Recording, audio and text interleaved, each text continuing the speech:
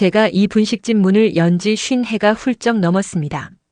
남편은 은우 돌잔치도 못 보고 먼저 떠났고 그때부터 제 인생은 김밥 김냄새와 튀김 기름 냄새 속에서 굴러가기 시작했지요. 새벽 4시 반이면 눈이 절로 떠집니다. 시계보다 정확한 자명종이 제 몸속에 박혀있는 모양이에요. 하루라도 가게 문을 늦게 열면 단골 손님들이 무슨 일 있냐고 난리였거든요. 씻은 쌀을 솥에 앉히고 김밥 속 재료부터 차근차근 꺼냅니다. 단무지, 시금치, 계란, 맛살, 우엉, 햄, 참기름까지. 남들은 그냥 김밥 한 줄이지만 제겐 밥보다 중요한 생계였고 자식의 미래였고 자존심이었습니다. 이 건물은 제 이름으로 돼 있어요. 남편이 돌아가기 전 마지막으로 남긴 유산이 이 작은 2층짜리 건물이었거든요. 1층은 제가 분식집을 차렸고 2층은 새놓았지요. 처음엔 서너 평 남짓한 가게였는데 옆 칸도 하나하나 붙여서 지금은 테이블이 6개나 됩니다. 요즘 젊은 사람들 말로는 장사 대박까진 아니래도 저는 밥 안 굶고 살아온 게 기적이라 생각합니다. 학비 밀린 적 없이 아들 대학 보내고 결혼도 시켜주고 지금은 손녀까지 하나 봅니다. 하지만 아직도 저는 일합니다. 누가 시켜서가 아니에요. 아침마다 김밥 싸고 튀김 기름 온도 재고 국물 다시 내는 그 일이 저한테는 숨 쉬는 것처럼 자연스럽거든요. 누가 그러더군요. 금내 아주머니 아직도 일하세요? 이제 좀 쉬셔야죠. 쉬라는 말이요. 가끔은 그 말이 이제 그만두시죠처럼 들릴 때도 있어요. 근데 저는요, 이 가게 문을 여는 일이 살아있다는 증거 같아요. 김밥 한 줄 싸서 단골 학생 손에 건네줄 때 할머니 이거 진짜 맛있어요. 하며 웃는 그 얼굴을 보면 세상에 없던 힘이 생깁니다. 며칠 전엔 어떤 회사원이 그러더라고요. 저 대학 다닐 때 여기 다녔는데요. 아직도 그대로시네요. 어릴 땐 몰랐는데 여기 떡볶이 맛이 그리웠어요. 그 말을 듣는데 눈물이 핑 돌더군요. 이 조그만 가게에서 누군가의 추억이 됐다는 게요. 밖은 시끄럽습니다. 건너편엔 대형 프랜차이즈가 들어섰고 골목마다 건물들이 헐리고 새로 지어지고 있죠.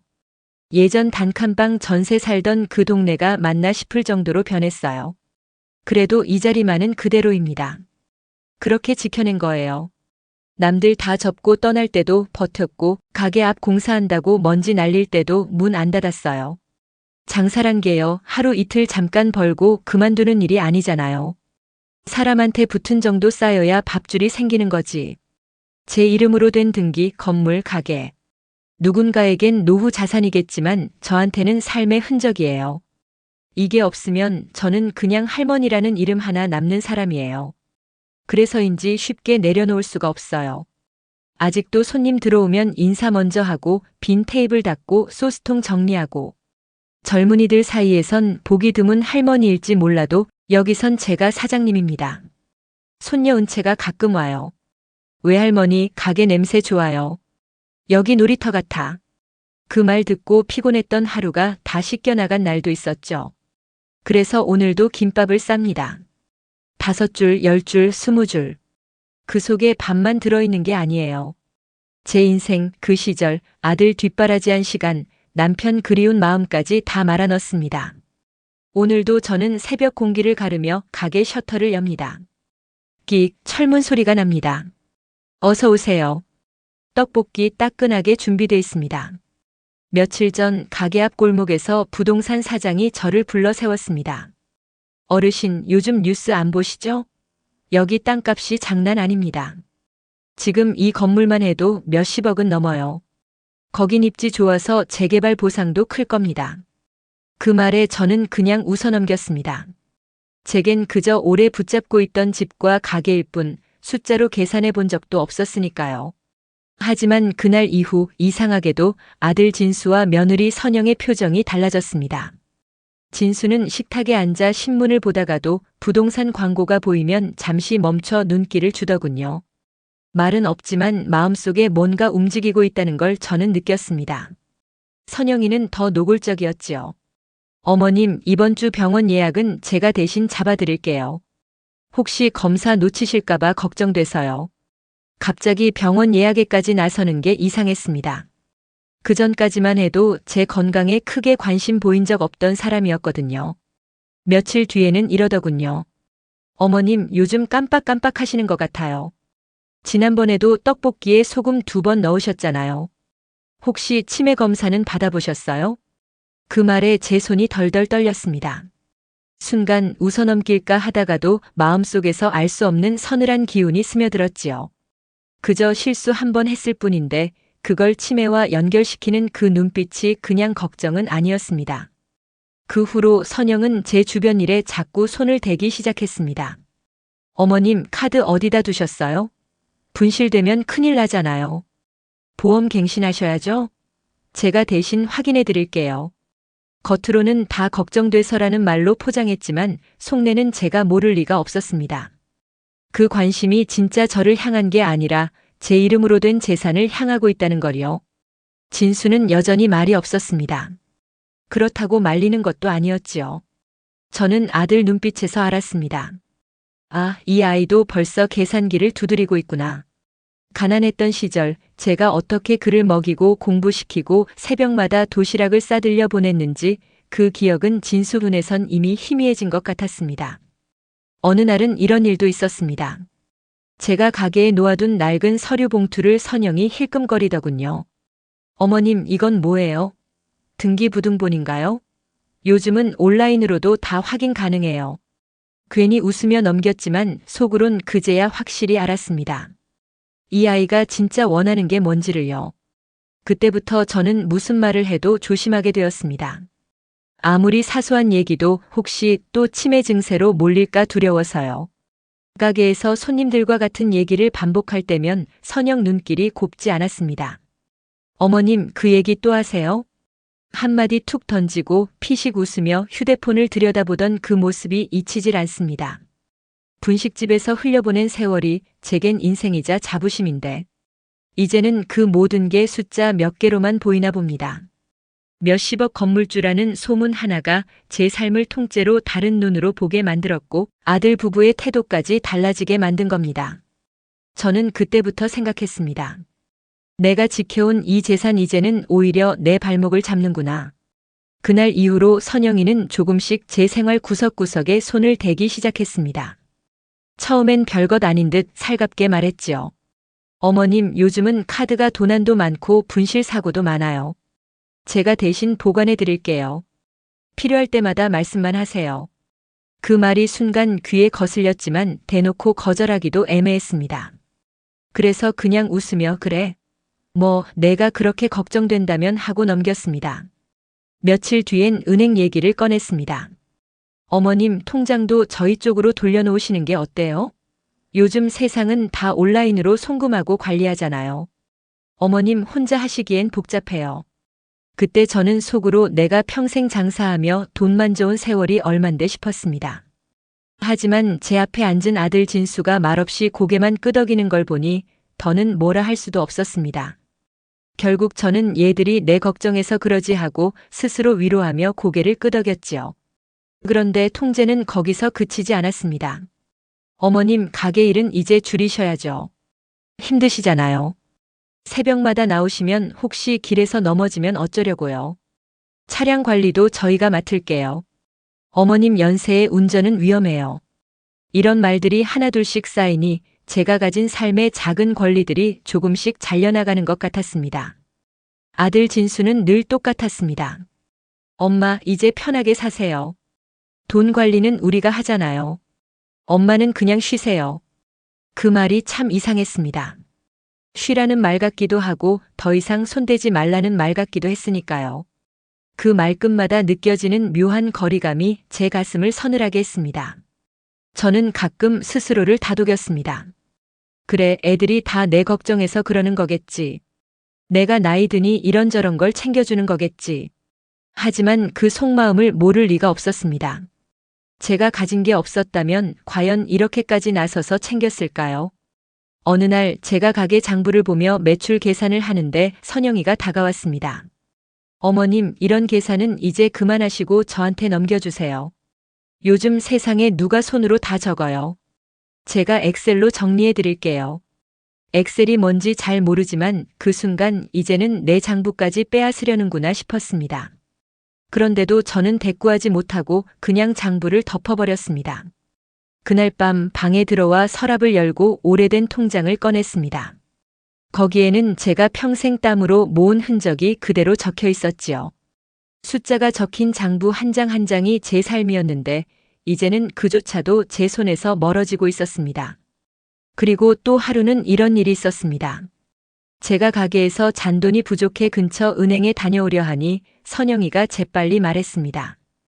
어머님, 그냥 말씀만 하세요. 제가 대신 가드릴게요. 현금 많이 가지고 다니시면 위험해요. 물론 틀린 말은 아니었습니다.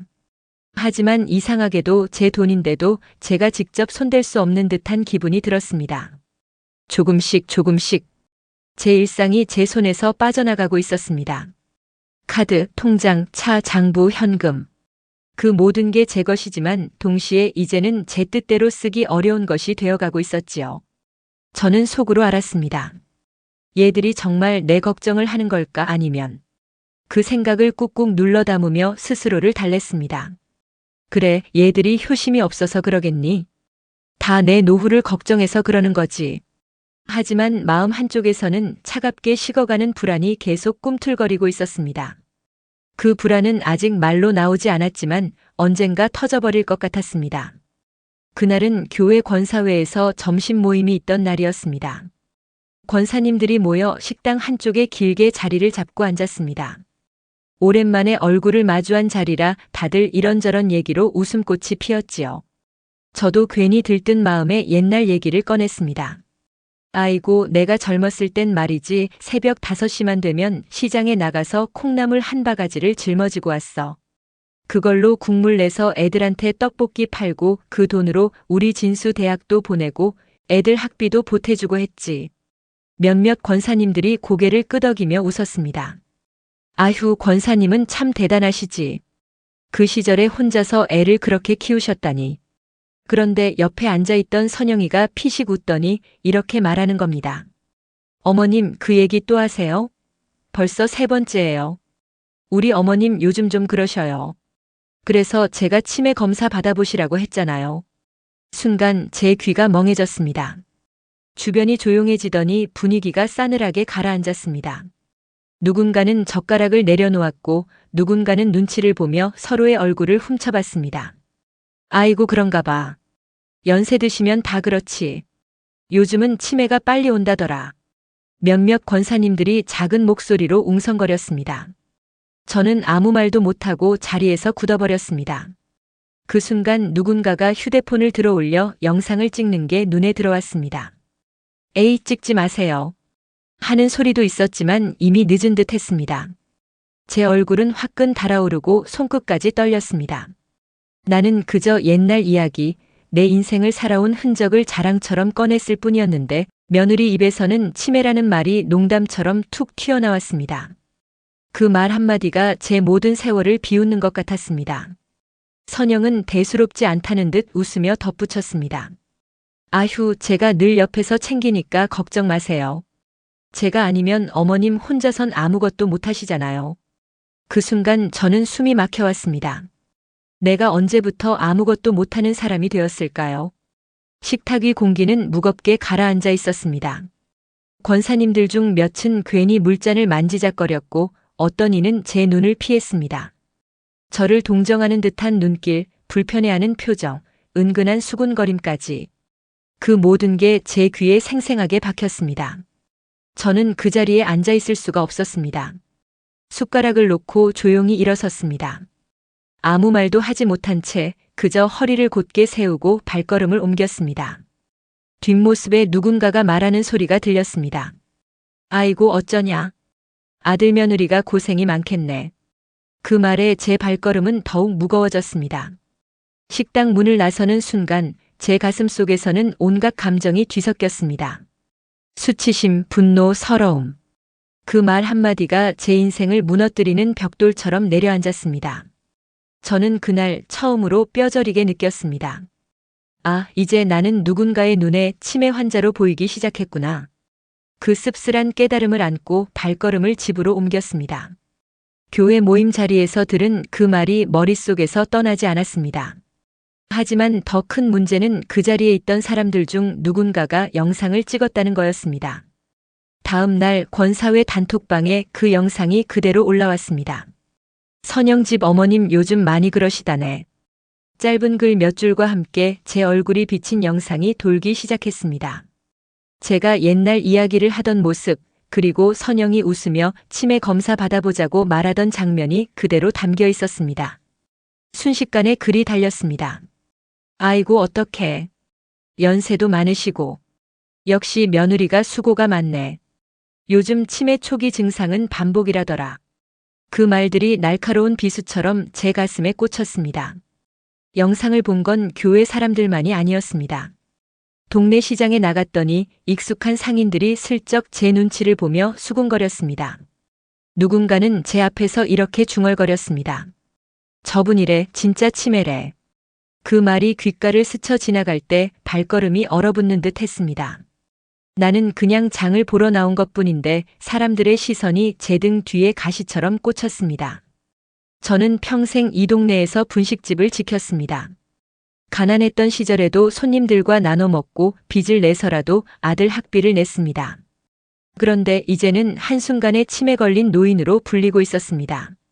제 인생이 농담처럼 소비되고 영상 몇 초로 낙인 찍히는 현실 앞에서 저는 몸서리가 쳐졌습니다. 그날 저녁 선영을 불러 물었습니다. 너는 왜 그런 소리를 하니? 내가 치매니? 선영은 당황한 듯 손사래를 쳤습니다. 아니에요, 어머님. 그냥 사람들이 자꾸 같은 얘기하시니까 제가 걱정돼서요. 요즘은 그런 것도 증상이라잖아요. 제가 농담처럼 말한 건데 그렇게 커질 줄은 몰랐어요. 그 말투는 미안함이라기보다는 변명에 가까웠습니다. 아들 진수도 옆에서 한마디 했습니다. 엄마, 선영이가 일부러 그런 거 아니에요. 그냥 농담이 커진 거지. 너무 마음 쓰지 마세요. 저는 대꾸하지 못했습니다. 농담이라고 하기엔 그 말이 남긴 상처가 너무 깊었습니다. 밤이 깊어가는데도 마음이 진정되지 않았습니다. 나는 방으로 들어가 서랍을 열었습니다. 그 안에는 오래된 서류 봉투가 가지런히 들어 있었습니다. 부동산 등기부 등본, 임대계약서, 통장 사본. 내가 평생 붙잡고 지켜온 증거들이었습니다. 손끝이 떨리는 걸 억지로 누르며 종이를 꺼내 펼쳤습니다. 거기에는 여전히 제 이름이 선명하게 적혀 있었습니다. 박금래. 흑백 글자로 박힌 제 이름이 그 어떤 말보다 힘있게 제 마음을 붙잡아 주었습니다. 저는 낮에 들었던 그 수군거림을 떠올리며 혼잣말했습니다. 이게 아직도 내 이름이지. 아무도 아닌 내가 아니야. 이 모든 게 다 내 손으로 지켜온 거야. 서류를 손에 쥔 채 저는 깊게 숨을 들이마셨습니다. 모욕과 수치가 제 등을 짓누르고 있었지만 동시에 제 안에서 무언가가 깨어나고 있었습니다. 다시는 누구에게도 내 인생을 치매 농담 따위로 무너뜨리게 두지 않겠다고. 그날 밤 저는 그렇게 결심하기 시작했습니다. 법무사 사무실에 앉아 서류를 하나하나 확인하는 동안 제 손은 떨리고 있었습니다. 건물 등기부, 상가 임대 계약서, 은행 통장, 보험 증권, 차량 등록증. 모두 제 이름으로 선명하게 적혀 있었습니다. 법무사가 말했습니다. 어르신, 모든 권리는 여전히 본인 소유입니다. 상속이나 증여 내역도 없고 대출 설정도 깨끗합니다. 법적으로는 아무 문제 없습니다. 그 말을 듣는 순간 마치 무거운 돌덩이가 가슴에서 굴러 떨어지는 듯 했습니다. 그렇습니까가 내 이름 아직도 있구나. 저는 작게 중얼거렸습니다. 사무실을 나서며 하늘을 올려다보았습니다. 쌓여있던 먹구름이 조금은 걷히는 듯 했지만 동시에 마음 한구석이 더 단단해졌습니다. 이제 두 번 다시 내 인생을 쉽게 넘기지 않겠다. 그렇게 스스로에게 다짐하며 집으로 발걸음을 옮겼습니다. 집에 돌아와 서류를 식탁 위에 펼쳐놓고 찬찬히 들여다봤습니다. 내 이름, 내가 살아있는 한 이 종이에서 지워지지 않는다. 손끝으로 제 이름을 짚으며 되뇌었습니다. 그때였습니다. 현관문이 열리더니 선영이가 들어왔습니다. 어머님, 어디 다녀오셨어요? 요즘은 혼자 다니시면 위험하다니까요. 그 목소리에 묘하게 깔린 감정을 저는 놓치지 않았습니다. 저는 서류를 그대로 펼쳐둔 채 대답했습니다. 내가 어디를 갔다 오든 누구 허락받을 일은 없다. 이게 다 내 이름이더라. 선영은 순간 표정이 굳더니 억지 웃음을 지었습니다. 아이고, 그럼요. 당연히 어머님 이름이죠. 저도 어머님 챙기려고 말씀드린 건데 왜 그렇게 날카롭게. 그때 아들 진수가 퇴근하고 들어왔습니다. 선영이 얼른 말을 돌렸습니다. 여보, 어머님이 오늘도 괜히 화내셔. 내가 걱정돼서 물은 건데. 진수는 제 눈치를 보며 앉았습니다. 엄마, 왜 그렇게 예민하세요? 요즘 혼자 다니시면 진짜 위험하잖아요. 저는 식탁 위 서류를 힘주어 짚었습니다. 예민한 게 아니다. 내 재산, 내 이름, 내 인생 전부 다 아직 내 손에 있다. 그런데 왜 자꾸 내가 아무것도 못하는 사람처럼 말을 하니? 진수는 난처한 듯 고개를 긁적였습니다. 엄마, 우리가 욕심내는 거 아니에요. 그냥 엄마 나이가 있으니까 미리 대비하자는 거죠. 주변에서 다 그러잖아요. 대비라. 제 웃음은 씁쓸했습니다. 대비한다는 말이 왜 이렇게 서늘하게 들리니? 내 아내가 내 앞에서 치매라 하고 사람들이 다 그 소리를 듣고 나는 하루아침에 바보가 됐다. 그게 대비냐? 선영은 억울하다는 듯 소리를 높였습니다. 어머님, 제가 언제 바보라고 했어요? 그냥 걱정돼서 검사 얘기한 것뿐인데 그걸 그렇게 크게 받아들이시니 제가 더 서운하네요. 저는 그녀의 말을 끝까지 듣지 않았습니다. 서류를 하나하나 모아 다시 봉투에 넣으며 차갑게 말했습니다. 너희가 무슨 말을 해도 상관없다. 나는 이제 알았다. 법은 알고 있다. 내 이름이 아직 살아있다는 걸. 그러니 앞으로는 함부로 내 앞에서 나를 약하게 보지 마라. 순간 거실에 무거운 침묵이 흘렀습니다. 진수는 고개를 떨구었고 선영은 입술을 꽉 깨물었습니다. 저는 그 침묵 속에서 오히려 확신이 더 단단해지는 걸 느꼈습니다. 그 주일 교회 예배가 끝난 뒤 권사회와 교인들이 삼삼오오 모여 이야기를 나누고 있었습니다. 저는 그 자리에 조용히 앉아 있었지요. 사람들의 시선이 아직 제게 머물고 있다는 걸 알 수 있었습니다. 영상 사건 이후 제 이름은 이미 단톡방과 시장 사람들 입에 오르내렸습니다. 치매라던데. 그 말들이 아직도 제 귓가에서 맴돌고 있었습니다. 그때 갑자기 제 앞에 아들 진수와 며느리 선영이 다가왔습니다. 주변이 술렁이며 시선이 우리 쪽으로 쏠렸습니다.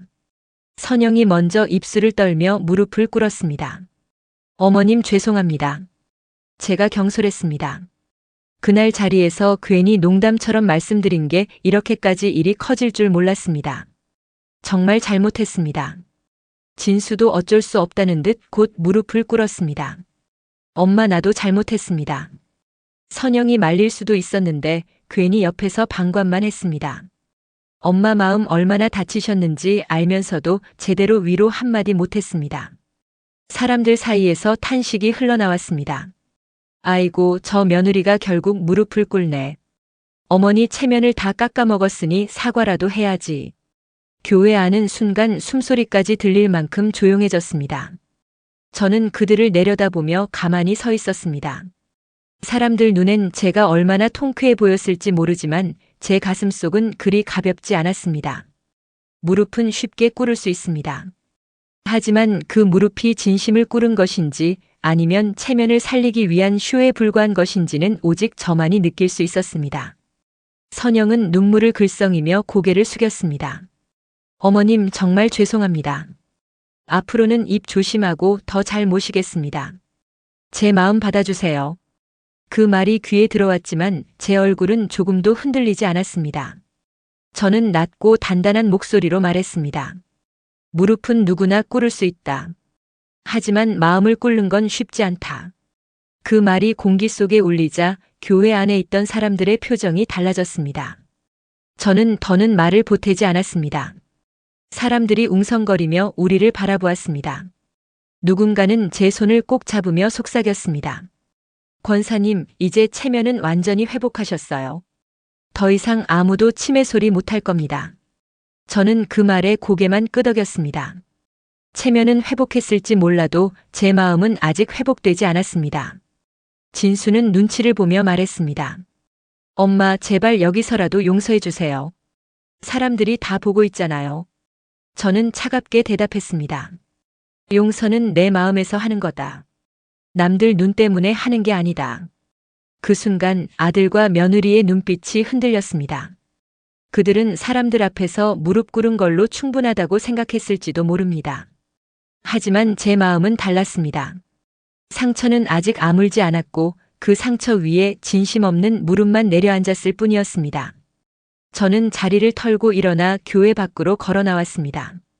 뒤에서 들려오는 속삭임들이 따라왔습니다.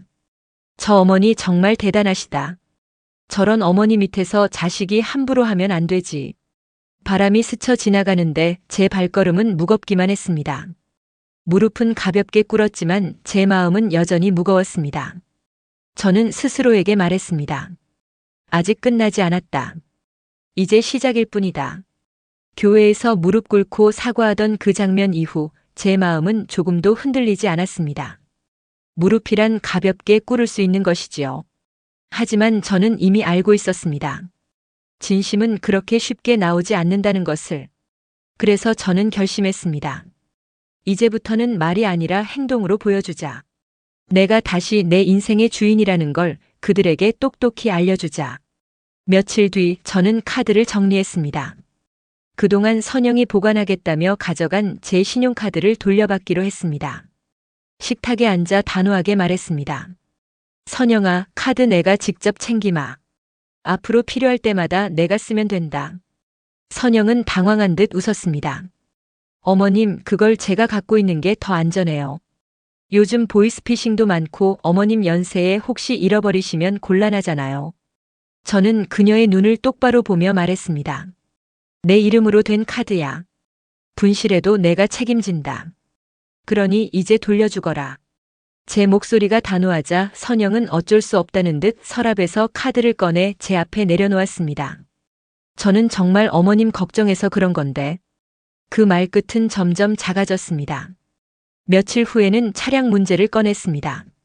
진수가 평소 제 차를 당연히 쓰고 있었습니다. 저는 아들에게 말했습니다. 진수야, 차는 앞으로 내가 관리할 거다. 내가 필요하면 따로 마련해라. 진수는 얼굴이 굳더니 불만을 터뜨렸습니다. 엄마, 그 차 거의 제가 몰고 다녔잖아요. 보험도 다 제가 내고 관리했는데 갑자기 왜 그러세요? 저는 조용히 서류철을 꺼내 차량 등록증을 보여주었습니다. 보험은 내가 냈을지 몰라도 이름은 여전히 내 이름이다. 앞으로는 내가 관리하마. 진수는 말문이 막힌 듯 아무 대꾸도 하지 못했습니다. 집안 관리도 달라졌습니다.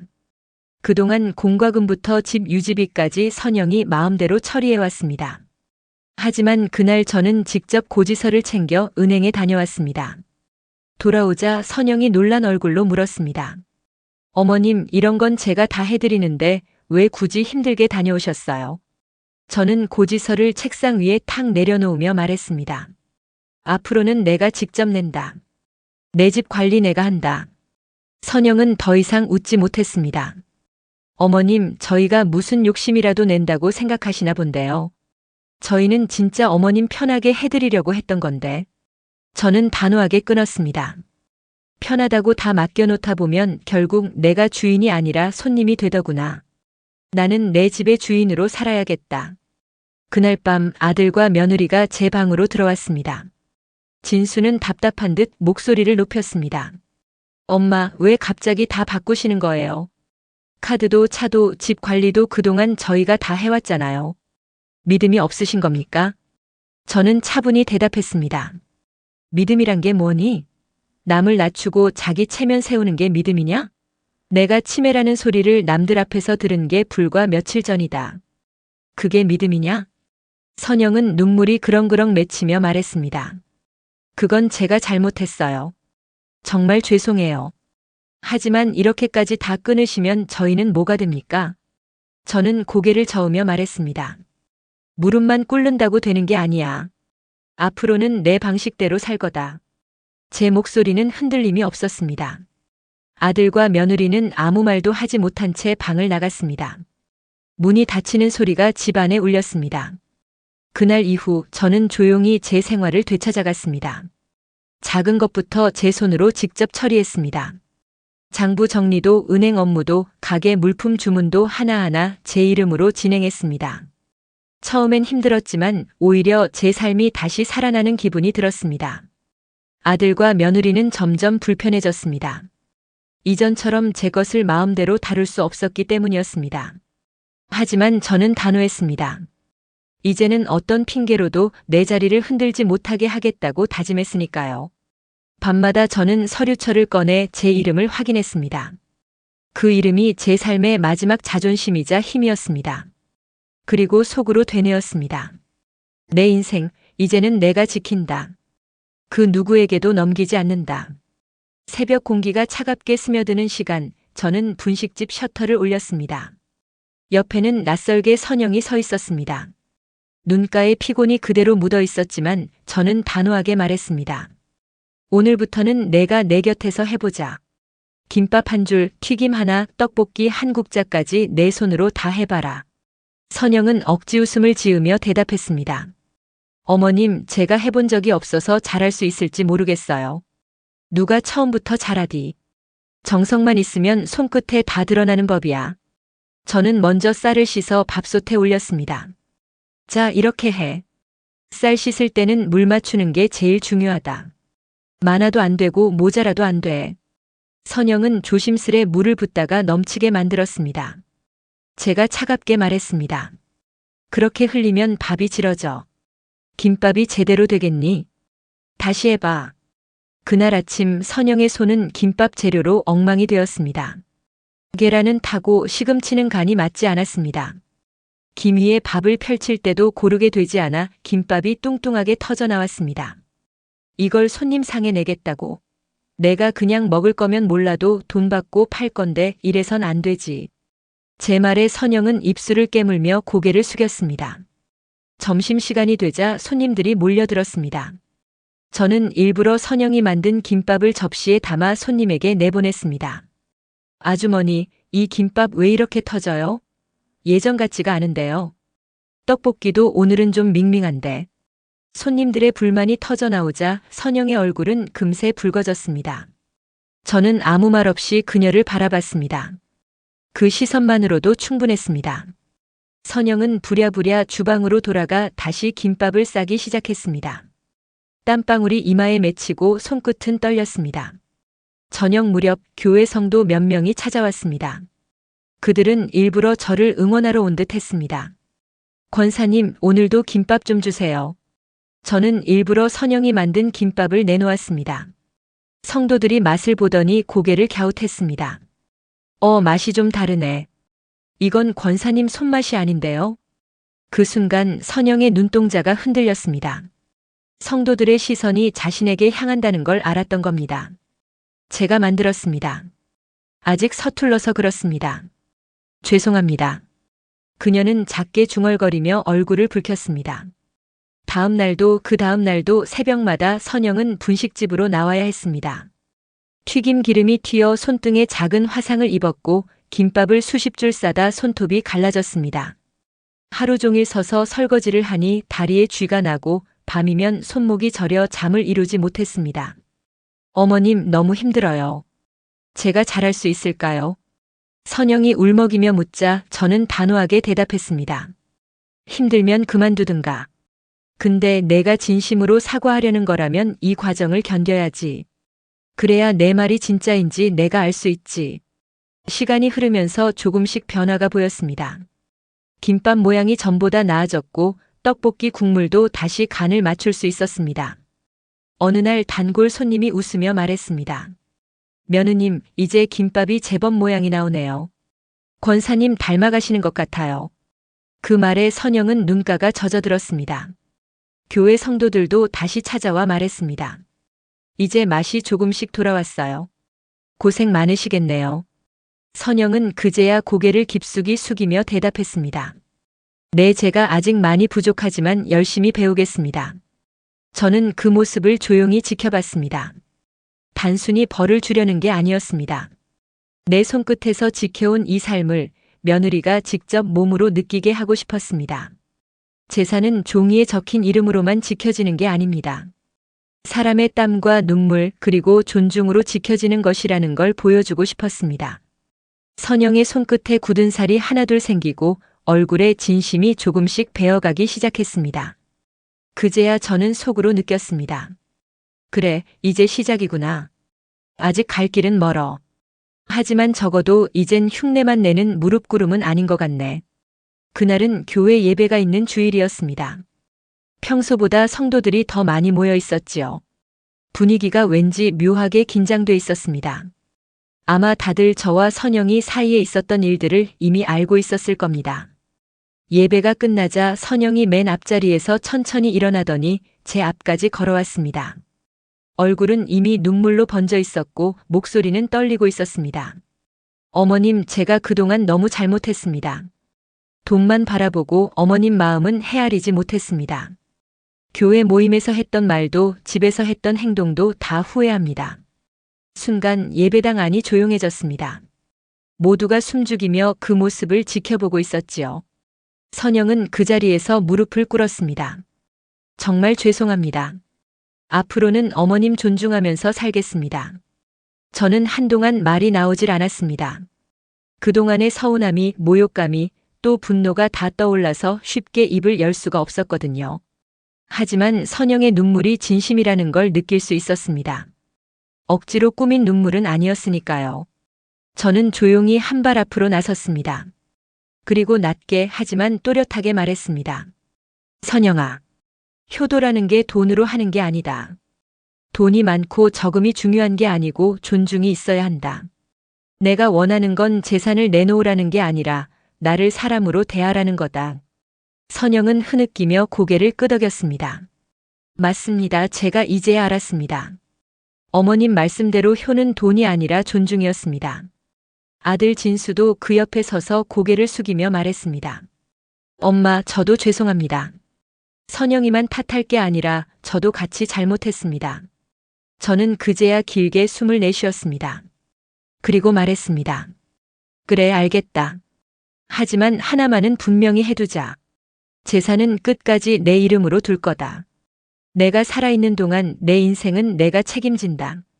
예배당 안에는 잠시 고요가 흘렀습니다. 그러다 성도들 사이에서 작은 박수가 터져 나왔습니다. 곧 이어 여러 사람들이 함께 박수를 쳤습니다.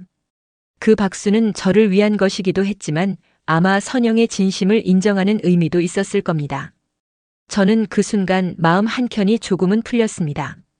모든 게 다 용서된 건 아니었지만 그래도 앞으로는 달라질 수 있겠다는 희망이 보였으니까요. 집으로 돌아오는 길, 저는 스스로에게 다시 다짐했습니다. 효는 돈이 아니다. 효는 존중이다. 그리고 내 인생은 끝까지 내가 지킨다. 오늘도 마흔 이후 사람 공부와 함께 해주셔서 감사합니다. 이 이야기가 여러분 마음에 작은 울림이 되었다면 좋아요와 구독 그리고 알림 설정 부탁드립니다.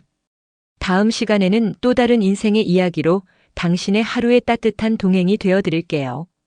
감사합니다.